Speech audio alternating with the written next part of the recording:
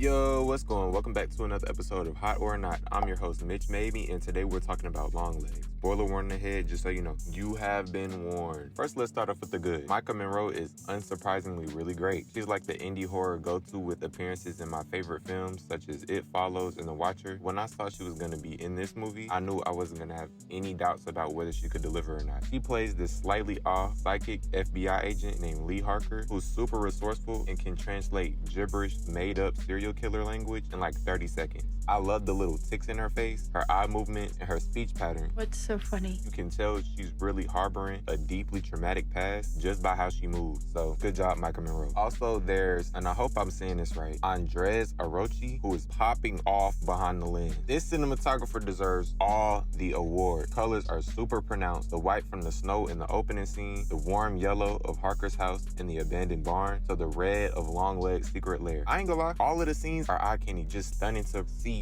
take place. It's really pretty, a really pretty movie. I also really love how it's shot. Most close-ups are purposely shot with a super wide lens so the audience can see the background along with the subject to create unease. There's this scene in Agent Harker's house where she's reading this letter and the camera is positioned to where you can see everything behind her, and it creates this feeling of anxiety for the audience member because you're just analyzing the background, waiting for something to pop out. So the movie is tricking you into scaring yourself by using your own psychology against you, which is genius. I also really love the tone the movie has. A feeling of unease is just draped over this entire film. This is added to by the subject matter as well, which I'm a big fan of also. Dark FBI serial killer type movies like The Silence of the Lambs, Seven, The Batman, I Saw the Devil, Mindhunter. These are all movies that you can tell inspired this one, and I like that this one does its own thing, taking the subject matter and putting it in a supernatural direction rather than grounding it in real life.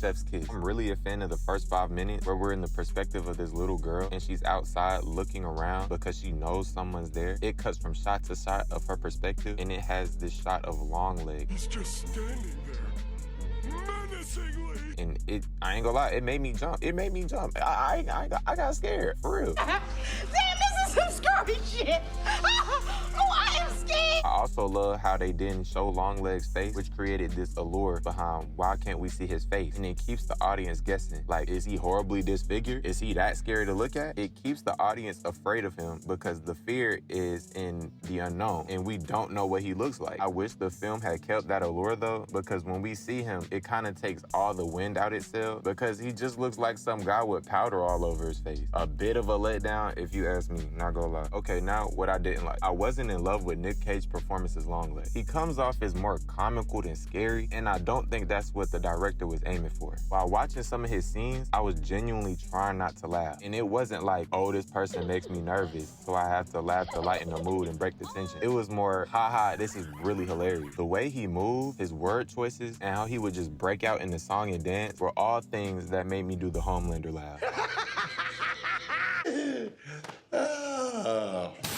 It was like somebody gave bro a lace cart and he started tweaking, thinking he was a glass of lemonade or something. This, I think, is a bad thing. In a horror film, I don't think the audience should be laughing at your main villain. Scratch that. I don't think in any movie the audience should be laughing at your main villain unless that was a purposeful decision. There were times where he would just do too much to get a reaction, and I feel it would do the movie some good if he could just dial it back some. I was not a fan of how the movie was edited. Some scenes were boring and dragged on too long. The exciting scenes weren't given enough time to play out without cutting to a flashback or a scene that would cut the tension that was being built up. The movie would go, hey audience member, are you enjoying this pretty cool scene where things are happening and the plot is thickening? Yeah! I know how much you enjoy that type of stuff. Come to Papa! So we decided to cut to a flashback and never come back to this. Oh my God, bro. Oh, hell no. Don't worry though, I promise there'll be a better, even more exciting scene where we'll cut to something else again. Get your ass on, boy.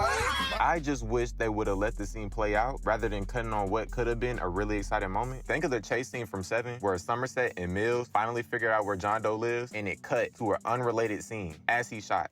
Charlie's fucking angels. Name off a computer. Bills.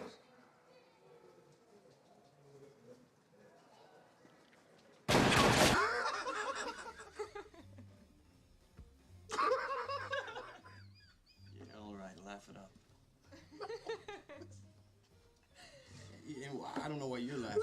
You would feel pretty frustrated. Like, just let the scene play out, bro. Just let it play out. Come on, what you doing? But enough about the editing. And this is a little nitpick. I was not a fan of the line delivery as well. It sounded like some of these people were just reading from cue cards in the most monotone voice ever. For example, it's this scene where they're apprehending Longlegs and the agent gets out the car and says something like, "Hey, stop right there," in the most boring monotone voice you could think of. You would think you would have some emotion behind it. This is where you get the guy you've been hunting all movie. At least put some emotion in your voice. Come on, man, let's do better. But all in all, I don't know if I can say I enjoyed my time watching this movie. Some of the performances are good. The cinematography carry like LeBron on the Cavs, and the subject matter is pretty cool, but the editing sucked. Longlegs himself was a letdown, and the end of this movie doesn't justify the effort that it took to get there. So I'm giving Longlegs a warm. It's not hot, it's not cold. It's all right, like, overrated as fuck, in my opinion. I mean, As always, thank you for watching. Like and subscribe, and I'll see you in the next one.